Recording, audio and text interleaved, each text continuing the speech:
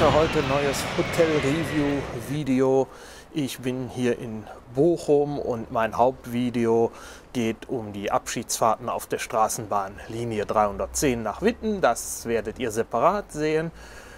Ja, und zu dem Zweck, um das Ganze morgen zeitig starten zu können, wenn das da losgeht, habe ich heute hier werde heute hier einchecken, hoffentlich hier gegenüber das City Max Hotel. Früher habe ich mal gesehen, war das mal das Kolpinghaus.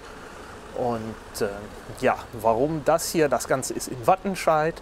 Vorteil ist, die Straßenbahnlinie aus Wattenscheid und die nach Witten, die kreuzen sich hier in der Nähe. Da kann man gut übersteigen, umsteigen, die Anbindung ist gut.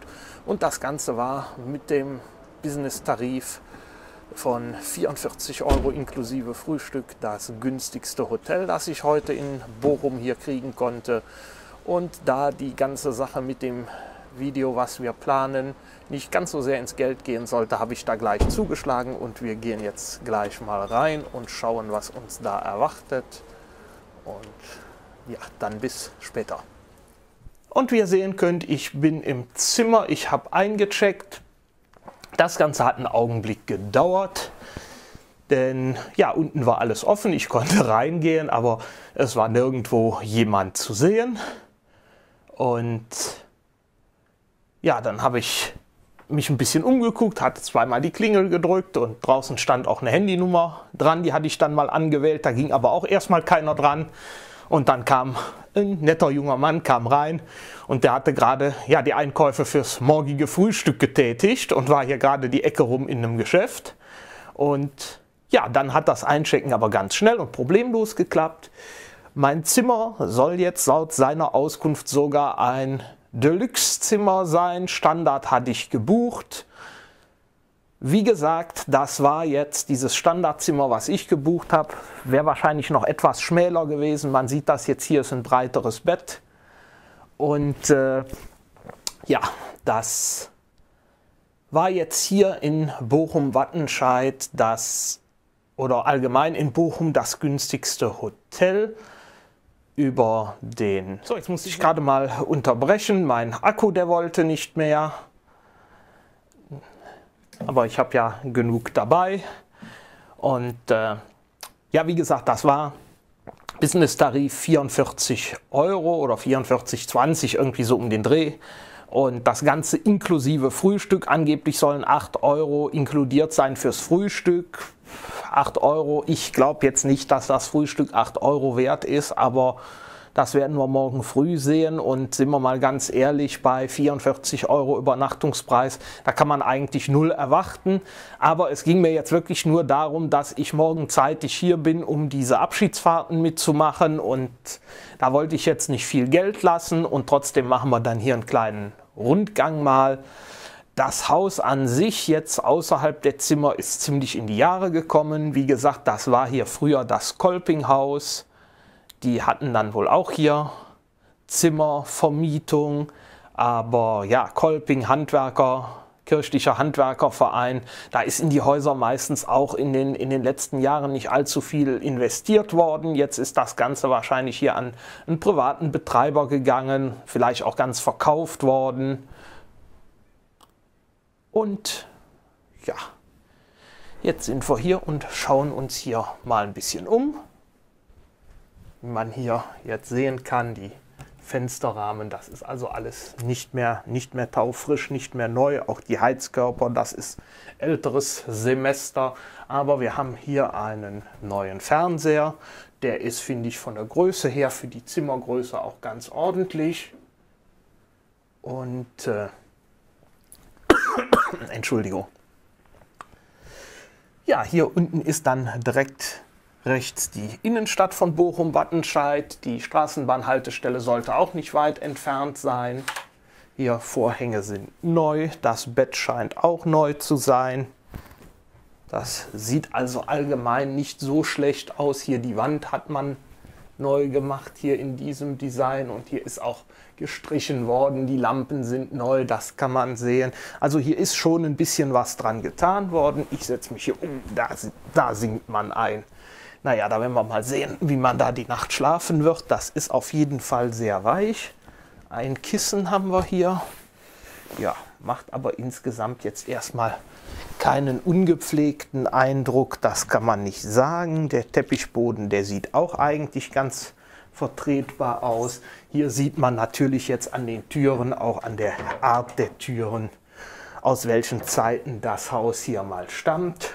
Vorteil ist, wir haben hier eine Tür, man kann also hier auch noch mal eine Tür schließen und dadurch die Geräuschkulisse, die eventuell vom Flur kommt, noch mal reduzieren. Ja, einen Kleiderschrank haben wir hier nicht. Da sieht man, das Ganze ist wohl eher weniger für lange Aufenthalte ausgelegt. Wir haben hier lediglich so 3 Kleiderbügel hier an so einer offenen Garderobe und daneben noch so ein paar Kleiderhaken. Und ja, das Badezimmer. Der Schirm ist jetzt meiner, der da unten liegt. Den habe ich da hingelegt. Das Badezimmer ist natürlich pure 70er Jahre. Wenn man hier mal guckt, die Kacheln, das ist auch ein bisschen staubig, das hätte man vielleicht noch ein bisschen besser. Hier ist es aber sauber, vielleicht ist das da wirklich nur ein bisschen abgenutzt. Gut, wollen wir da mal drüber hinwegsehen. Hier die Dusche, das sieht ganz sauber aus, ist natürlich auch hier sehr einfach gehalten mit dem Vorhang hier über die Wasserleitung gehängt. Der Wasserhahn ist neu, das Waschbecken frühe 70er. Aber wir haben hier so ein paar kleine Amenities und die sehen sogar richtig gut aus.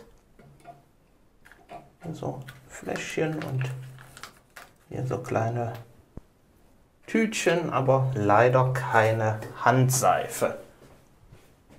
Die hat man sich dann hier gespart, obwohl es hier noch das aus den damaligen Zeiten typische Seifenschälchen eingebaut in die Wand gibt.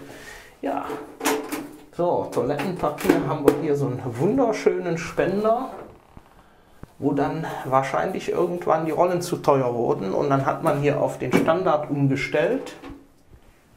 Funktioniert auch, frage ich mich nur, warum man dann nicht, wenn man hier schon eine Wand hat, die durchlöchert ist wie ein Schweizer Käse, nicht irgendwo dann einen günstigen Halter im Baumarkt holt, wo man das Rollchen draufhängen kann. Aber das sind jetzt alles mehr so Kleinigkeiten, wo ich drüber hinwegsehen kann. Insgesamt macht das Ganze hier einen brauchbaren Eindruck für eine Nacht. Ja, einen ganzen Urlaub wird man hier nicht verbringen wollen, aber das ist wahrscheinlich auch nicht Ziel und Zweck solcher Hotels, sondern es geht hier wirklich um die 1-2 Übernachtungen bei den Gästen, die hier irgendeine Veranstaltung haben, irgendwas vorhaben. Man muss sagen, hier Kolpinghaus, Kolping hat ja auch so Veranstaltungsräume gehabt früher und Weiterbildungen und solche Dinge, die da liefen. Und nicht zuletzt war der Kolpingverein ja auch, wie gesagt, ein Handwerksverein. Die Handwerksbrüder, die auf der Reise, auf der Walz waren, die sind dann teilweise auch hier in solchen einfachen Herbergen abgestiegen und da das ja heute alles in so einer Form kaum mehr läuft, hat man hier jetzt ja, einen normalen Hotelbetrieb. Mir ist das Zimmer ausreichend für heute und ja, ich werde jetzt gleich mal sehen, was ich heute noch unternehme. Ich denke mal, ich werde euch morgen früh ein Feedback geben, wie man hier geschlafen hat und was man da unten für ein Frühstück bekommt. Ja, zuerst mal guten Morgen, ihr Lieben. Es ist jetzt schon 8 Uhr durch, Samstagmorgen. Bis gerade konnte man im Hintergrund noch die Glocken hier von der Wattenscheider Kirche hören. Und ich habe sehr gut geschlafen. Es ist sehr leise hier im Haus gewesen. Ich glaube, einmal ist jemand über den Gang gekommen, in ein Zimmer gegangen und heute Morgen so um 5:45 war ich mal kurz wach. Da hörte ich dann, wie wohl jemand schon abreist. Ja, ich hatte aber auch die ganze Nacht hier diese Zwischentür offen und ich denke mal, wenn man die jetzt auch noch in die Klinke macht, dann hört man hier vom Gang her nicht mehr viel. Dann wird das hier in dem Hohlraum dazwischen, in dem kleinen Flur geschluckt und Das Bett war, obwohl es sich auf den ersten Moment sehr weich anfühlt, war es sehr bequem. Ich habe hier wirklich gut geschlafen. Das Kissen war in Ordnung. Ich persönlich favorisiere ein zweites Kissen, aber ja, das hat es mir jetzt nicht ausgetan, für die eine Nacht danach zu fragen. Wenn ich hier länger bleiben würde, dann würde ich das sicher tun.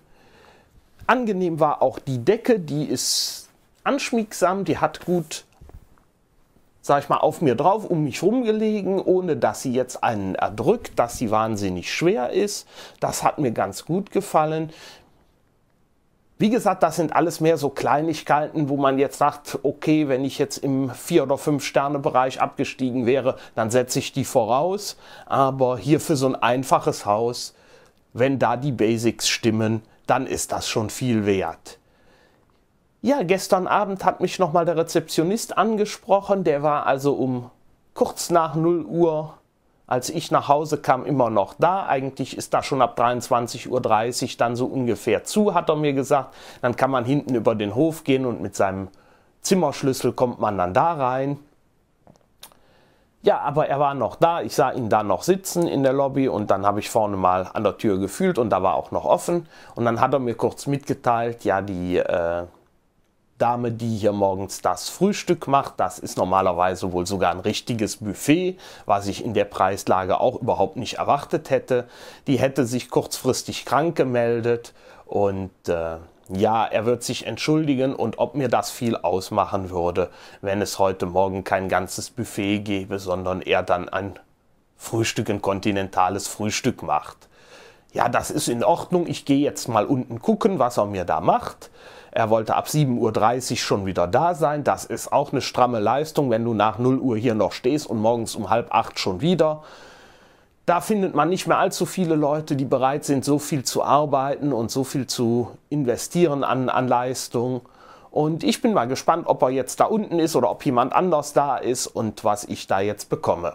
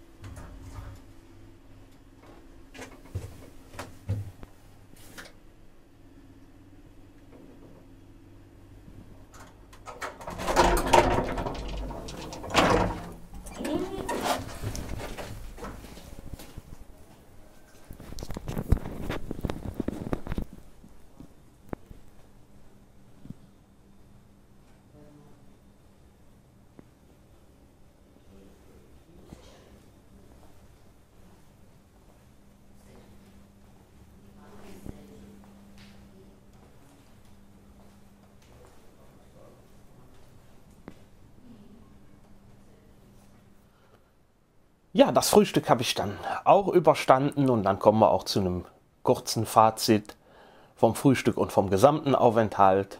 Ja, das Frühstück war jetzt, wie fast zu erwarten war nach der Ankündigung gestern, wirklich nicht die Offenbarung.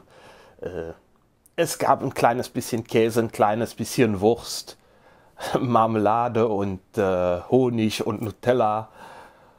und Kaffee und eine Sorte Brot und ich glaube ein bisschen Knäckebrot lag da noch rum und das war's dann auf einem riesigen Buffettisch, wo das alles relativ verloren aussah.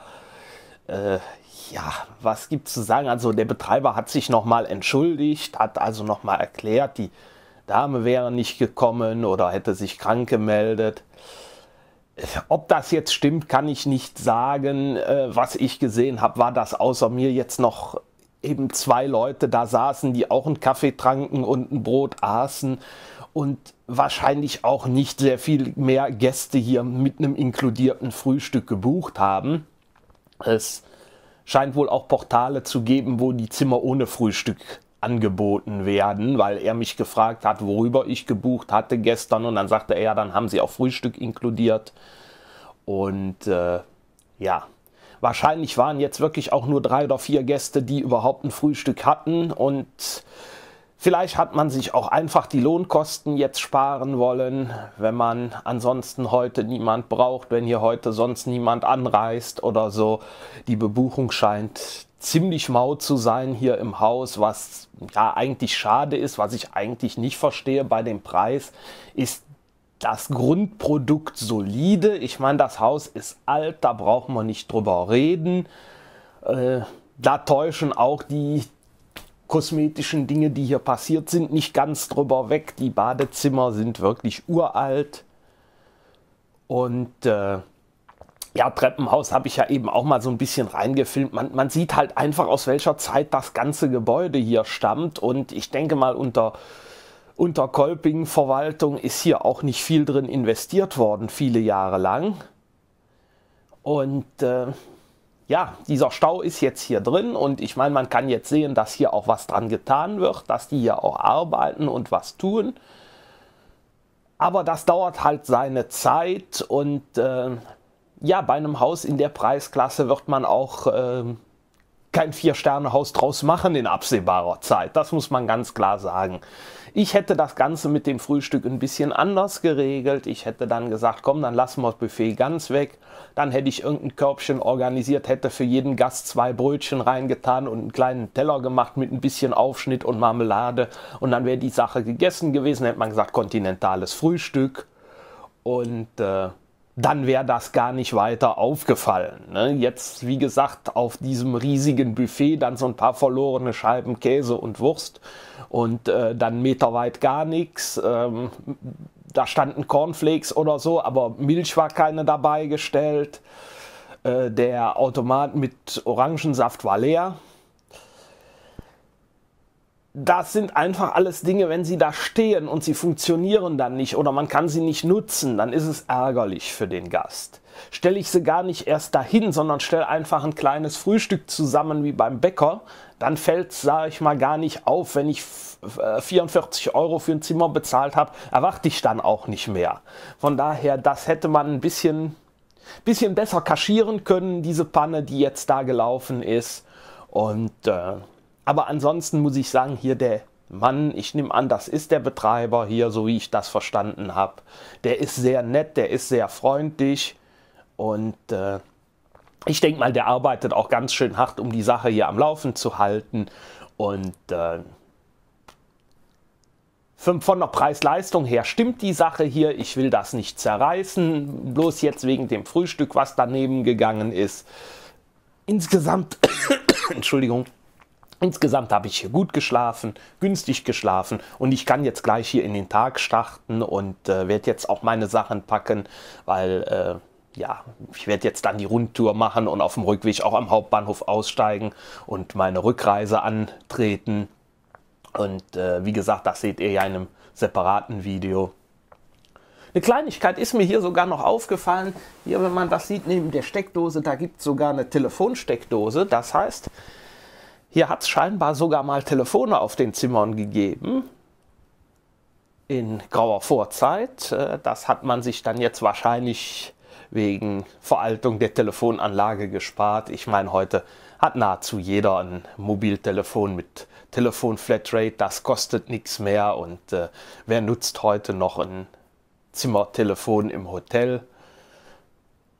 einzige praktische Nutzen von Zimmertelefonen im Hotel ist der Wegservice, der bedingt dann allerdings auch, dass es entweder eine Anlage ist, die das Ganze von selber elektronisch steuert oder dass unten permanent jemand sitzt. Das ist hier nicht der Fall und wahrscheinlich war das bei der Telefonanlage mit der elektronischen Steuerung auch nicht der Fall. Von daher kann man da dann auch gut drauf verzichten. Das war es soweit von mir hier aus dem City Max Hotel in Bochum-Wattenscheid, direkt an der Innenstadt von Wattenscheid gelegen und ja, vielleicht habe ich euch hier eine günstige Übernachtungsmöglichkeit aufgezeigt oder ich habe euch auch aufgezeigt, dass das nicht euer Haus ist, wenn ihr auf mehr Komfort und mehr Leistung steht und dann doch lieber 20 oder 30 Euro mehr anlegt für ein Zimmer.